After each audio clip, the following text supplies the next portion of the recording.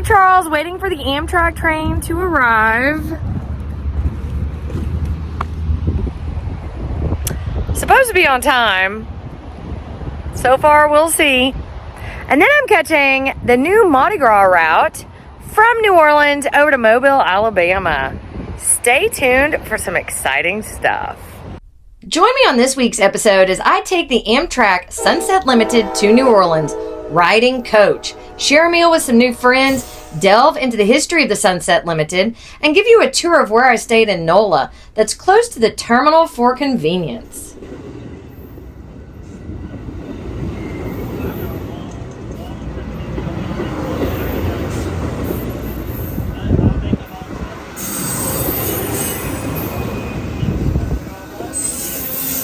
All aboard! Let's get this train trip started. So I just boarded the Amtrak train and we are going from Lake Charles to New Orleans. Getting off here in Lake Charles, this is your stop. You need to come downstairs at this time to be trained. Lake Charles, this stop. It's a quick stop. And I am doing coach to New Orleans. Huh? And I'm super excited. Alright, so when we came up the stairs, we were able to pick wherever we wanted. And I chose this spot because I had a lot more leg room and was able to put all my stuff here instead of above. So I love that. That's Joel. He was nice enough to drop me off for my ride to New Orleans. So let me just say, I'm so happy that we have a stop in our town for Amtrak. It's small, as you can see, and it's a quick stop, as you heard. But how exciting that I can jump on the Amtrak app and purchase a ticket to almost anywhere for a relatively low cost. A few taps on the app and I have the whole country within reach. The Sunset Limited runs from New Orleans to Los Angeles. That's 1,995 miles. And it takes roughly 45 hours depending upon delays. And I will say, Amtrak has been doing better with delays these days. All in all, the Sunset Limited makes 20 stops between Los Angeles and New Orleans, and I hopped on in Lake Charles. An interesting thing to note is that some of the stops along the way are called flag stops, and that means the train only stops if there are passengers booked from that town. Let's dig into the history of the Sunset Limited, because anyone familiar with my channel knows that I do love to travel, but I also love history. And let me throw this in there real quick. If you love history and travel, take a minute and hit the subscribe button. I've got some exciting and affordable travels coming up, and you definitely don't want to miss them. Okay, sit back and enjoy the scenery while I take you on a historical journey. The Sunset Limited is the oldest named passenger train in the U.S.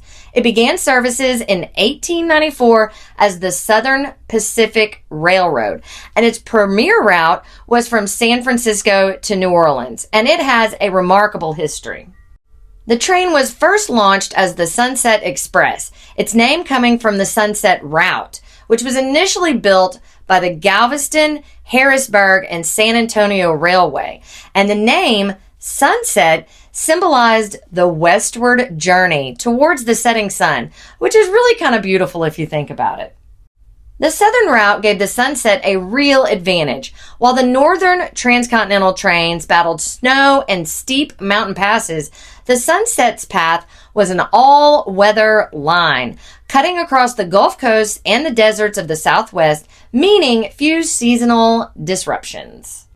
The service evolved steadily through the decades. In the 1920s, it was known as an all-Pullman service, which meant it only had sleeper cars, with, of course, the luxury of a lounge car, and my favorite, a small library, and get this, a barber shop. By the 1950s, the train was modernized and streamlined, with Southern Pacific investing in 70 new stainless steel cars, with updates in all the areas you would think. Sleek coaches and sleepers, coffee shops, diner, and a lounge, all in that cool mid-century glamorous feel of the time. Under Southern Pacific, the route expanded and stretched all the way to Jacksonville, Florida, truly becoming the very first coast-to-coast service. In 1971, Amtrak took over all passenger rail, keeping the Sunset Limited name alive, making it the oldest continuously operating named passenger train in the U.S. The route was not without its challenges. In 2005, Hurricane Katrina devastated the Gulf Coast and damaged the tracks east of New Orleans. And until just recently, Amtrak stopped its trek eastward towards Florida in New Orleans. So I have a dinner appointment for 5:30, and I'm super excited to share with you guys the menu. Having a meal on a moving train is one of my favorite things about Amtrak. And let me add here, they do seat you with people you may not know. So expect to meet some new friends, or I guess you could sit in awkward silence. It could go either way. If you haven't eaten a meal on Amtrak, it's not boxed food or microwave snacks. On the Amtrak sleeper trains, meaning there are sleeper cars where people sleep, it's a traditional sit-down meal. There are real flowers on your table, waiters and waitresses, and believe it or not, a chef prepares your meal. Dinner is considered a 3-course meal with an appetizer, main course, dessert, and a beverage. And an adult one at that, if you're of age. If you're riding in a sleeper car, all meals are included in your ticket. But since I was riding coach, my meal was extra on top of my ticket. Since we're on the topic of cost, my round trip ticket to New Orleans from Lake Charles, Louisiana was $76. Now keep in mind that cost can vary depending on what day you travel. For example, a coach ticket can be $34 on a Monday, but $45 on a Friday. If you're looking for the best bang for your buck, traveling during the week would definitely be more cost effective. So my dinner was an additional $45. And I do feel like that is a good price considering the meals are very good. Would Amtrak ever gain a Michelin star? No. But is the food good? Yes. Also, breakfast will cost you $20 and lunch $25 if you're riding in coach. Now, they do have a snack bar with some other options, and I did notice a lot of people in coach carrying their own food, such as drinks and snacks. Back to chefs being on board the Amtrak train. There is an actual kitchen on the train on the first level of the dining car. The menu on the Sunset Limited was the same as what we were offered on the California Zephyr. But I really wasn't upset because, like I said, the food is good. Appetizers include a salad with fresh mozzarella or tempura shrimp. Your main course options are grilled Atlantic salmon, a chicken option, or a steak, and they will cook your steak to preference as well. And for dessert, it's a choice between chocolate torte or cheesecake. Seasonal options are offered, and different train routes will sometimes have different selections. It's interesting to note that the return of the full chef-prepared dining is a big deal. For a while, after 2018, the service had been scaled back to only include snacks or pre-made and reheated sandwiches.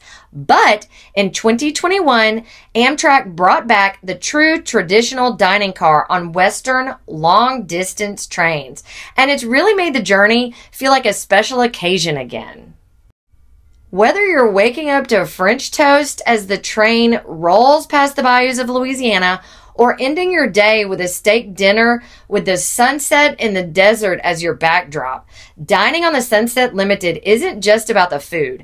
It's about the experience. A little taste of the golden age of train travel, still alive today, rolling down the tracks. Now, previously I said that Amtrak stopped in New Orleans. They did not go any further east. But with the opening of the Mardi Gras route, passengers can now travel from New Orleans to Mobile, Alabama.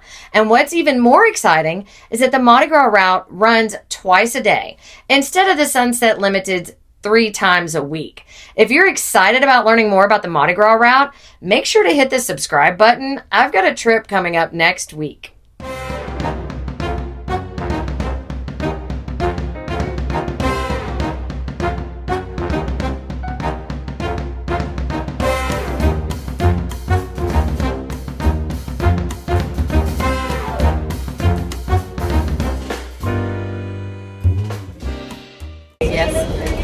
am on my train trip from Lake Charles to New Orleans, and we are so excited. We're having dinner. And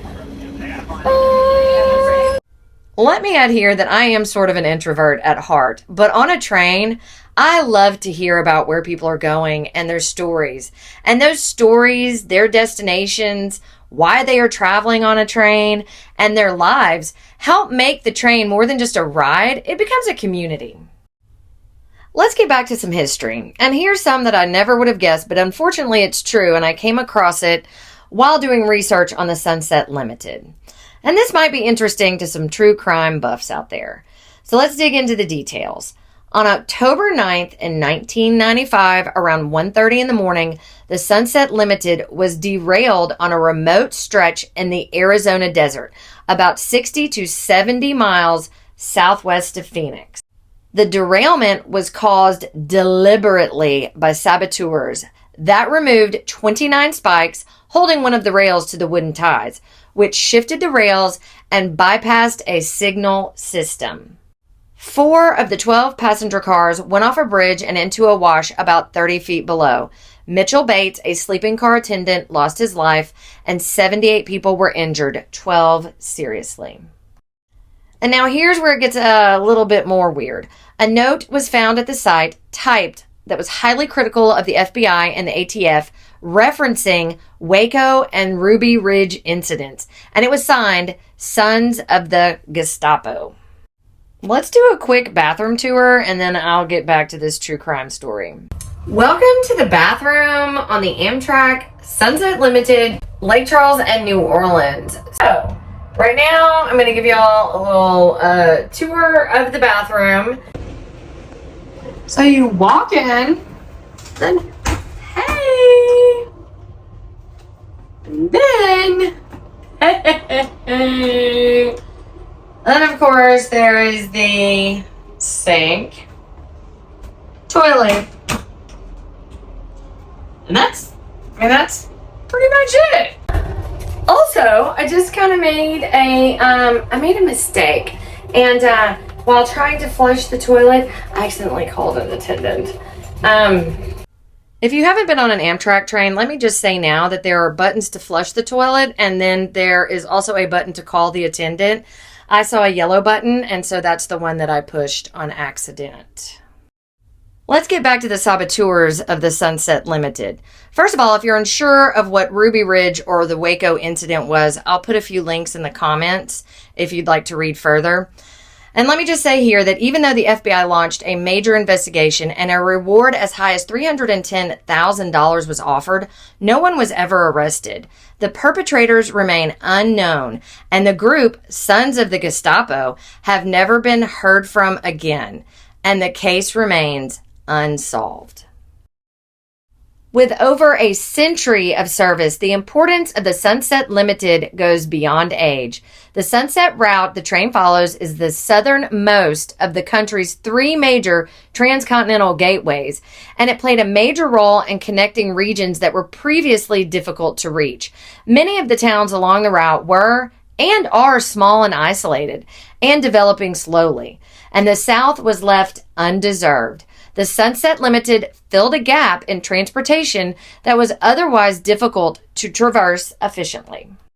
Remember, before railroads, travel in these regions was slow, unpredictable, and often dangerous. Roads were not paved or non-existent. And it's important to know that the Sunset Limited wasn't just a passenger train. From 1894 until Amtrak purchased it in 1971, it delivered not only people, but mail and supplies as well. The Sunset Limited was a lifeline in many ways. For many towns along the Gulf Coast and desert Southwest, the train was the only practical way to reach larger markets and access supplies. Remember, before the Sunset Limited, distances between these towns could make stagecoach or wagon traveling exhausting, and ferry trips were long and tiring. Even after roads were built, rail remained critical because it could move larger volumes of people and goods more reliably than early automobiles, which struggled with muddy back roads, floods, or heat-baked terrain. The Sunset Limited didn't just move people, it connected economies, families, and communities. It brought more than just mail and goods, it brought culture and ideas to new areas that were otherwise cut off from the world. And even today, traveling on the train, passing through these little towns with so much distance in between, it's not hard to imagine why the Sunset Limited was so very important. Let's do another bathroom tour. I found something that's called a lounge, and I think you should see it too. So they have this neat little feature. It's a lounge. Let's go check it out. This is in coach. Oh. It's like a whole little, ooh, hi, we need to stop. Anyway, and then it has a restroom also in it. The trip from Lake Charles to New Orleans takes just under 5 hours, and it winds through the heart of southwest Louisiana, through small towns, bayous, and wetlands, and fields stretching towards the horizon. As the train rolls towards New Orleans and excitement builds, and then the lights of New Orleans greet me. The city lights sparkle like jewels in the night, and even though it's late, I remember why I love train travel so much, looking out the windows, seeing the city in a way I haven't ever before. Riding the Sunset Limited is more than just transportation. It's a moving introduction to the places you're traveling through, a slow unveiling of culture, landscape, light, and people along the way. And arriving into New Orleans at night was the perfect reward for the ride. When I planned my trip to New Orleans, I chose a place close to the train station for ease of catching the Mardi Gras train early the next morning to Mobile. I decided on the Coppervine Inn, which was just a short Uber ride away. Now, I love the ease of the Uber app since I can hop off the train and reserve a ride or even reserve while rolling into the city. Having said that, there are multiple taxi services available at the station, and they are usually pretty clean and friendly. The Coppervine Inn has a pretty interesting history. The building dates back to the late 1800s and was originally home to Maylee's Restaurant, one of the city's long-standing establishments. Over the years, it's been through several transformations before being revitalized into the boutique inn it is today. It's located in the Central Business District, which isn't the French Quarter, but it is centrally located and close to the Superdome. The inn only has 11 rooms, but man, are they impressive. My room was $157 for the night, and the host greeted me even though I arrived late. I was served sparkling water when I walked in, and then was assisted up to my room. The huge windows and tall ceilings made the already expansive room feel even larger. The huge rainfall shower was just what I needed after a long day of travel, and I would recommend this gym to anyone traveling to New Orleans on the train. Thanks for joining us on another adventure. Make sure to subscribe to see where we end up next. And if you haven't already picked up on the hints before, it's off to Mobile, Alabama on the Mardi Gras Amtrak route, where I test out business class, eat some great food, and take you on a tour of the historic and gorgeous Battle House Hotel.